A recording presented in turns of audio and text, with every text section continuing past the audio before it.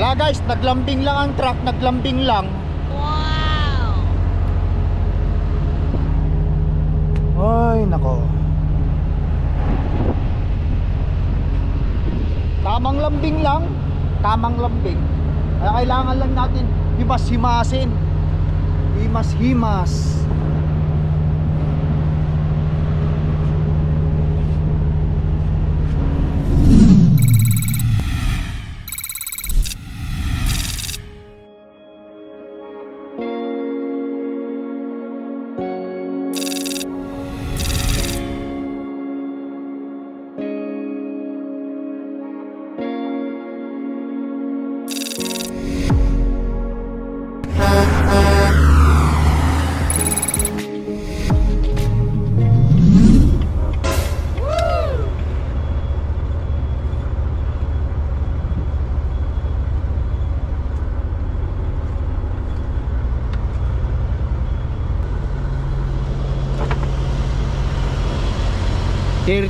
Door 13.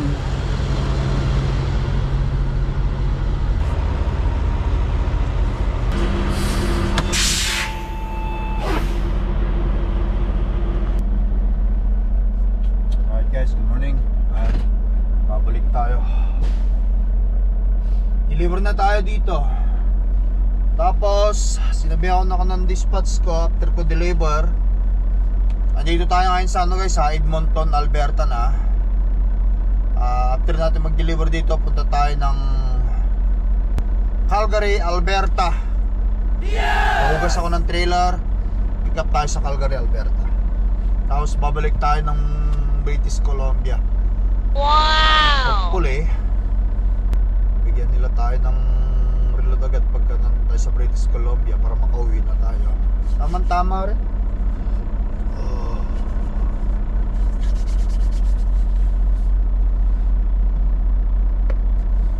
Buwan din na, 2 weeks tayo sa karsada. But anyway, ang sarap matulog, medyo malamig. Kaya balik muna ako sa higan guys. Tulog muna ako. Dahil muna natin trap. Yeah! Tawagan naman tayo eh. Kaya mo.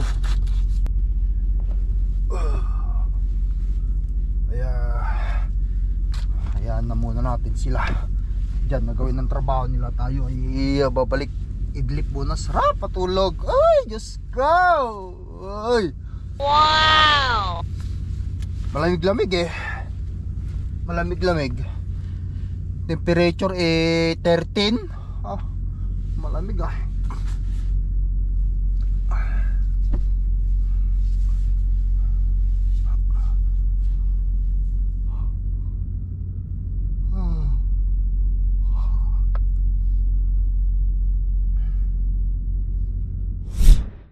A few inches later.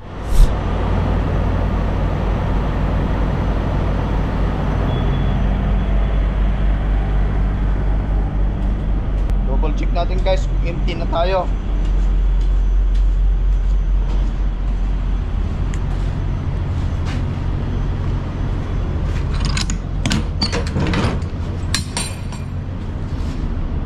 Okay, emptied. Nalo. Ako marumi ba o ano? Kailangan natin magpogas o ano?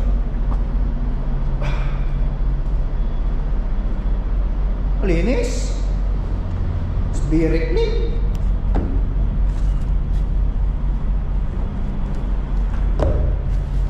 Lutin ko lang itong mga marumi.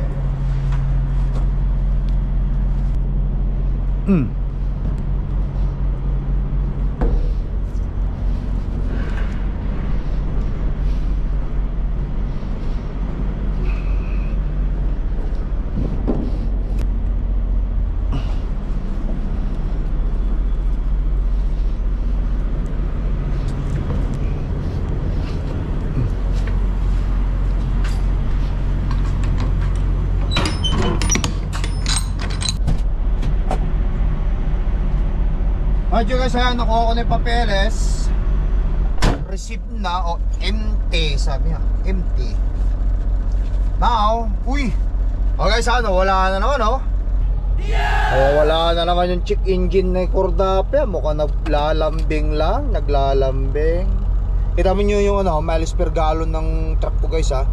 4 years na ang truck ko. Pero ang takbuhan nito per gallon 7.2 miles per gallon MPG, yun malinis na naman. Sana hindi bumalik. Pero pag bumalik, pwede ipagawa na yan sa pag-uwi ko. Kasi pag-uwi na rin naman tayo ng Winnipeg sa safety ng truck natin. Right you guys, let's go. Let's head to Calgary, Alberta. Pick up tayo sa Calgary, Alberta.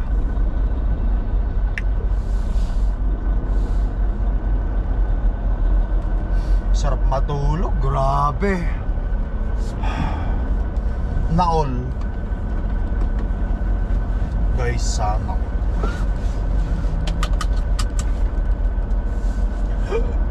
Ay.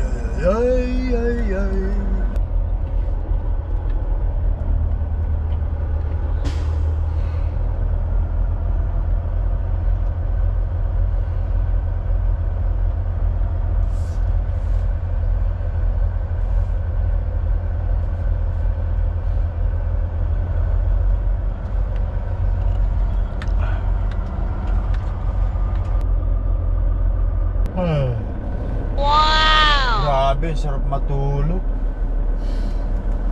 Ang tindi ng ng tulog ko ngayon. Ganun yata guys kapag madalas ka nagbubuhat. Yung ma-improve yung pinag-text yung dispatch. Ano kaya sabi? Na-improve yung sleep natin.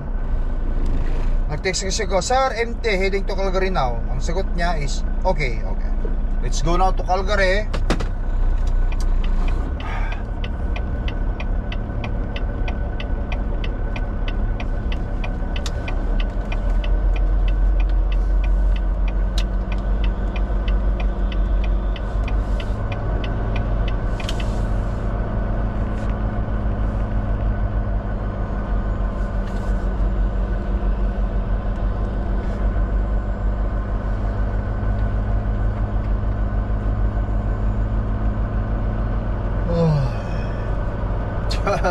Ito muna ako guys, gagawa ako ng kape ng oras na ang relo ko 7:30 na inaantok pa na. Sarap matulog, grabe. Ang lamig kasi, ang temperature 12. Hindi winter pero malamig ngayon kasi umuulan-ulan. Temperature is 12. Wow! Sit up ko lang yung aking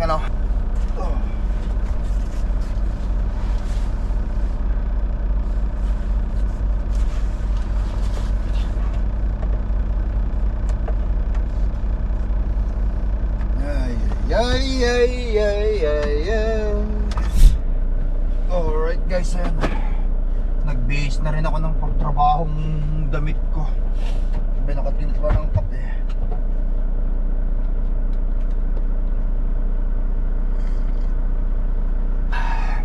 Ang sarap matulog guys. Ganun yata kapag kayong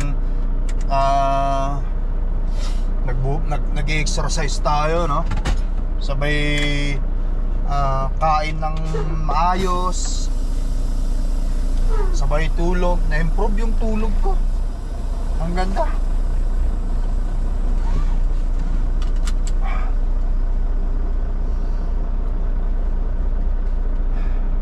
Yung binigay sa akin load information ko, 2 delivery sa Vancouver. Tapos pabalik na tayo ng Winnipeg hopefully.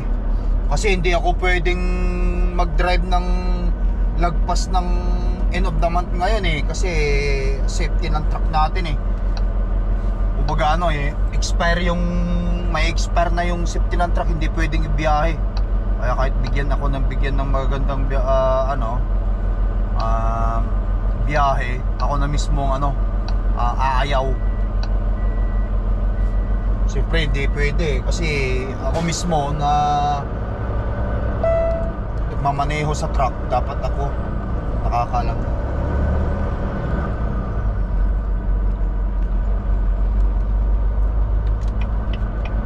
Turn Pero right na-inform on ko naman ng 137 shop. Avenue Na-inform ko na rin Northwest. sila. Alright guys, let's go. You guys, nandito na tayo sa Calgary. At nandyan na yung sign nila. Okay, Calgary, Alberta, Blue Sky City na all. Yes! Tahimik ngayon guys ang ang Calgary, hindi masyadong ma-traffic. Plano landing.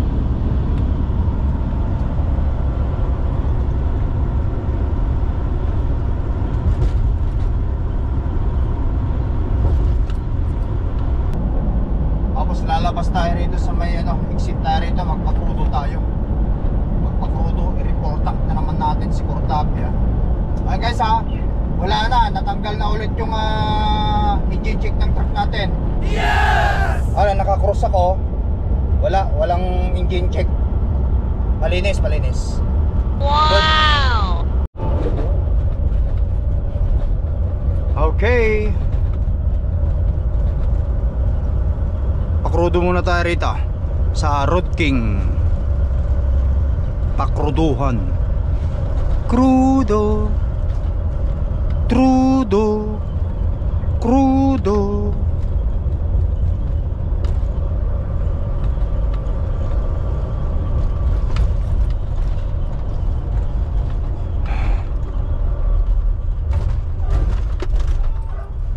Hindi tayo makalusot.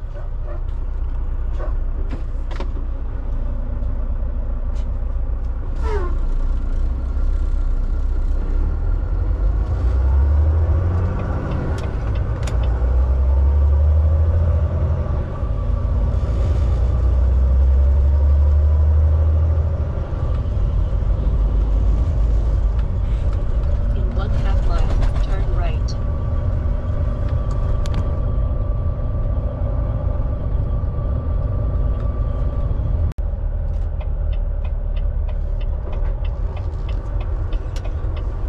Alright guys, yan, magpakrudo muna tayo rito Pilot Flying J on the left. sa Flying Jet. After natin magpakrudo, punta tayo dun sa loob. Please drive to highlighted route. At diretso na tayo sa pipikapan.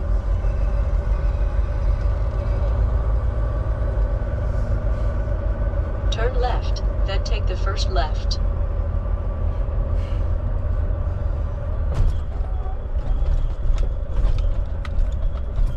Alright.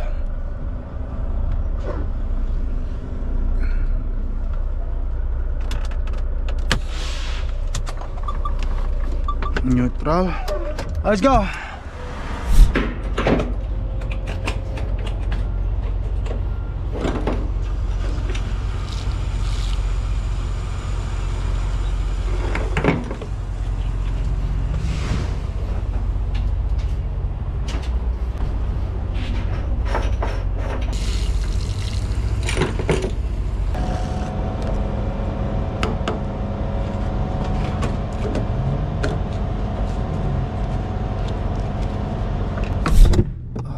Alright guys, ayan. Tapos na tayo magpakrudo. At ito yung binili ko nung nakaraan. Meron tayo ritong lumo. At chachap-chapin natin ito at lutuin nga natin. Ito half loin roasted. Kumaga pork loin, premium pork, Smithfield. Lumo guys, lumo. Pupunta ako ngayon dun sa at hihiwa-hiwain natin. Yan na lang. Yan, ilagay ko dyan para prito-prituhin ko. Wala na rin akong ibang makakan dito. Makakabili na naman bago tayo mo. Meron pa tong idamem, avocado, chicken breast, manok. Meron pa akong manok dito Tapos broccoli. Tapos blueberries at saka strawberry. Yan. Tapos meron pa tayong Greek yogurt. At saka ito, Great Value shredded cheese. Pagka bibili ulit ako. Pupunta naman tayo ng Vancouver eh. May madadaanan tayong bilihan. Let's go guys. Chapin muna natin ito. Ayan. Alright guys, tirahin na natin yung chap-chap ito. Hugasan. Tapos tara sa pick up.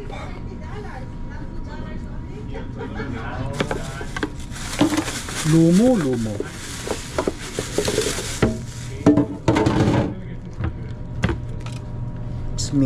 Smithfield.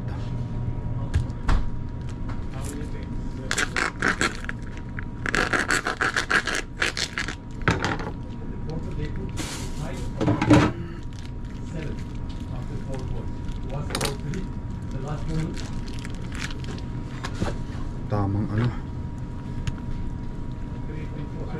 maninipis lang.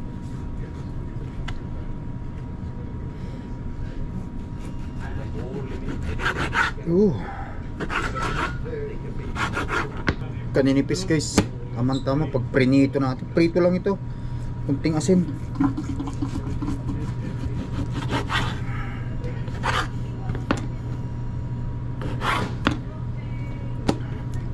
Luto tayo ng rice, no? Kanin.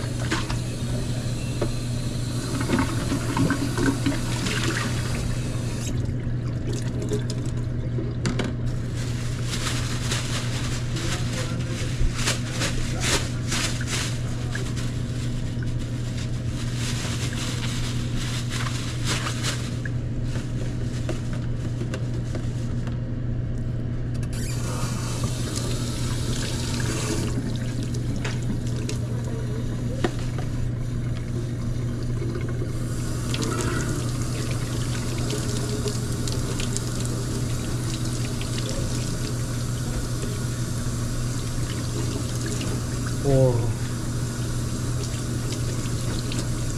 5, 6, 7, 8, 9. Meron din tayong siyam na slice.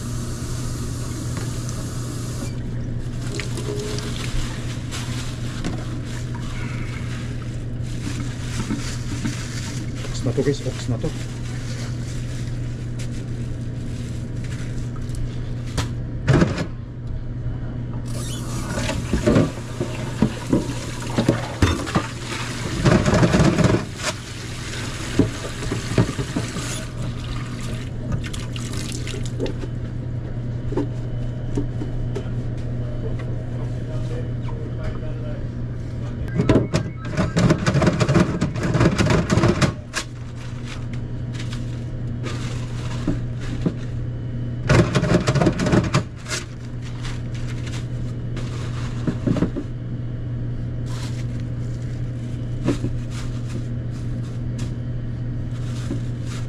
Yan.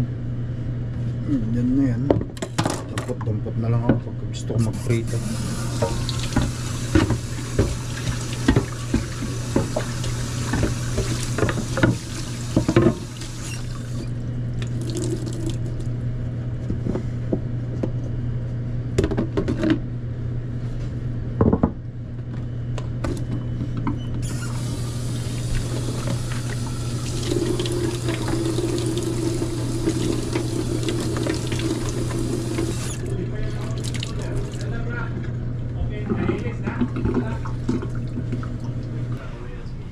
Okay.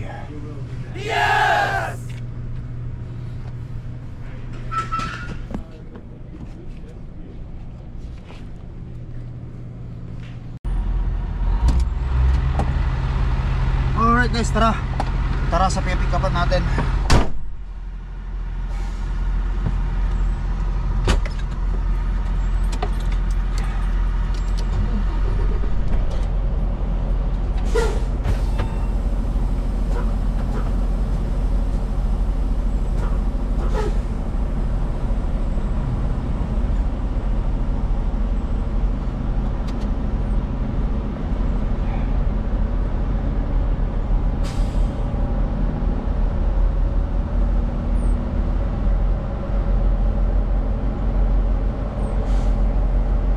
Lapit lang naman dito yung pipick upan natin, wala pang 3 minuto.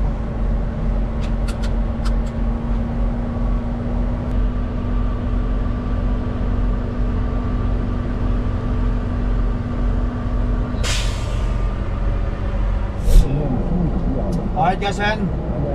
Sabi nung shipper, door 14 daw tayo. Yes!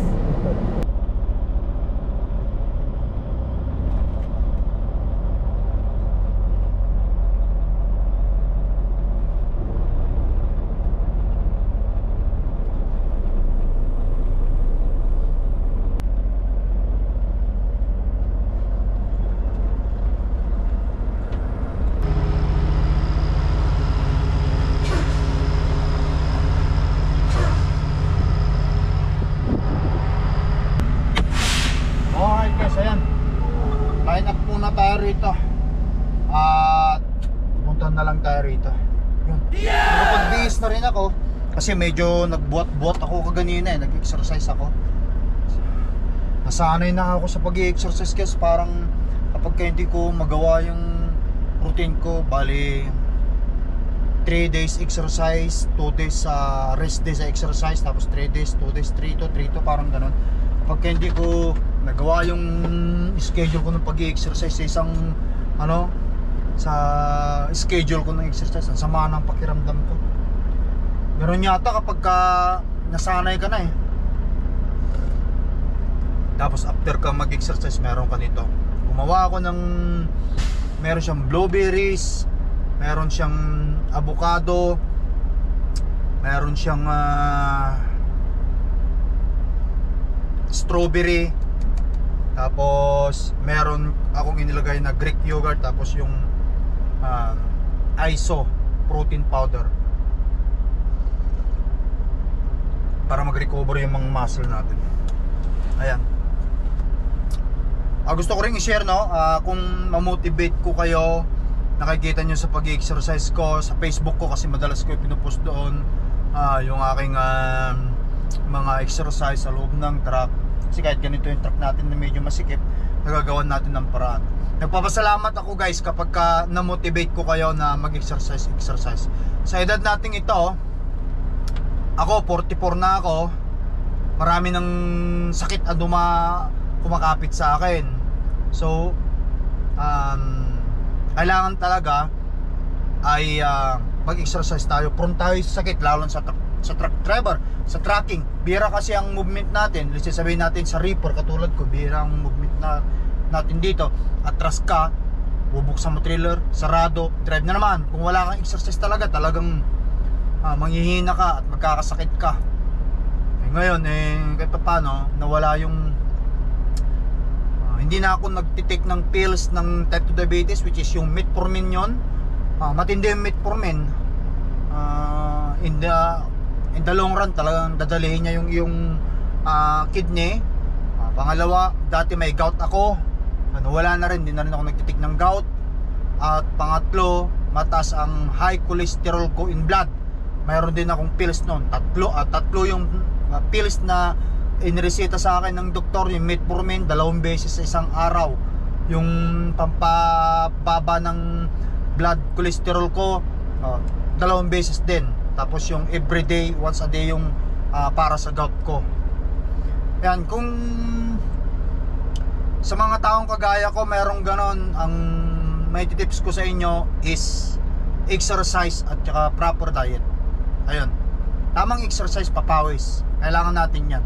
Ngayon, kung ayaw nyo naman, wala namang problema yan. Kasi siyempre, choice ng tao yan eh. Kumbaga, ito lang masasabi ko, nakikita nyo akong mag-exercise, di ayan nyo lang ako. Pero kung namotivate ko kayo mag-exercise at nag-exercise na rin kayo dahil sa nakikita nyo sa akin, salamat. Pero kung hindi, ayaw nyo, di okay lang. Kasi totoo, honestly, siyempre, nasa tao yan eh, choice ng tao yan eh. Kumbaga, wala naman pilitan yan. Nasa isang tao yan talaga. Kumbaga ako, hindi naman ako yung parents nyo, asawa nyo, o doktor nyo na mag-advise sa inyo.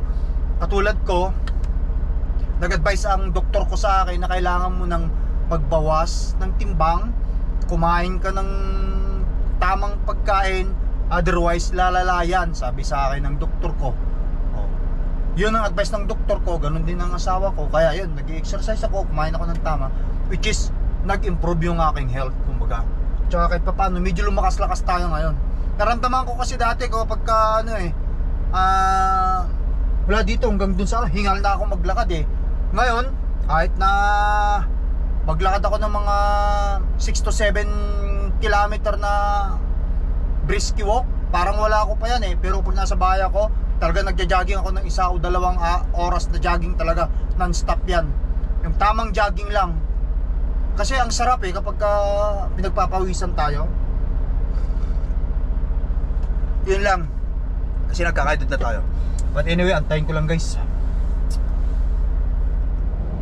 Alright guys, ayan, loaded na tayo. Sarado natin, lagyan ko ng bolt seal. Let's go.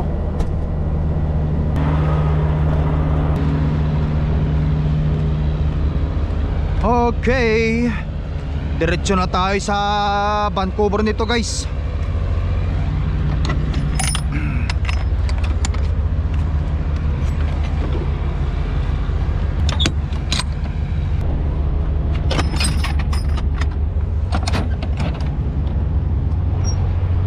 Alright, yan natin ng bolt seal. Tapos kunin natin yung papel sa loob.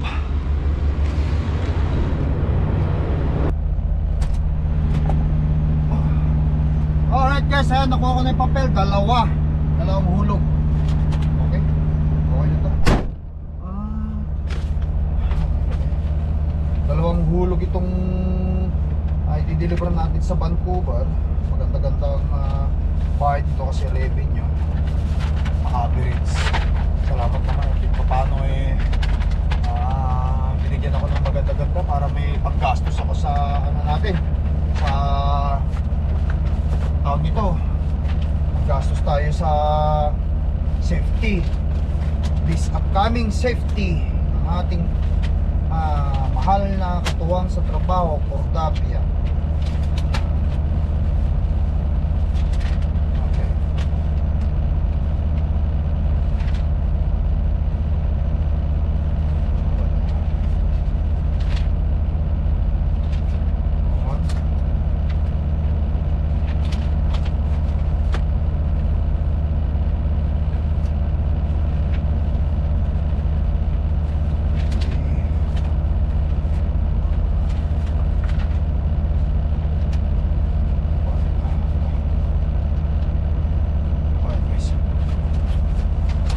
Guys, so paano, hanggang sa muli natin pagkikita, rotrating ko na to para sa ganun makalayo tayo. Muli, maraming salamat sa inyong walang sawang panunod sa video vlog na Lakay Trucker, no? Ingat kayo lagi. Stay safe guys. Thank you for watching. Peace up. Yes! Bye.